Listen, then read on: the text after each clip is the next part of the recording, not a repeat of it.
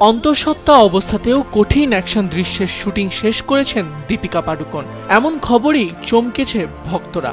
পরিচালক অ্যাটলির big budget ছবি রাকা থেকে তিনি সরে দাঁড়াচ্ছেন এমন গুঞ্জনের মাঝেই নির্মাতারা জানান সব কাজ পরিকল্পনা অনুযায়ী চলছে। ছবিতে একটি শক্তিশালী চরিত্রে অভিনয় করছেন দীপিকা এবং গর্ভাবস্থাতেই কয়েকটি কঠিন অ্যাকশন সিকোয়েন্স সম্পন্ন করেছেন তিনি। তবে তার ও অনাগত সন্তানের নিরাপত্তা নিশ্চিত করতে সেটের সর্বোচ্চ সতর্কতা নেওয়া হচ্ছে। প্রথম সন্তান জন্মের পর দ্বিতীয়বার মা হওয়ার প্রস্তুতি নিচ্ছেন তিনি ও স্বামী রণবীর সিং। আল্লু অর্জুনের সঙ্গে তার এই সিনেমাটি প্রযোজনা করছে সান পিকচার্স, যা মুক্তি পাবে 2027 সালে। আবিদ খান, সময়ের আলো।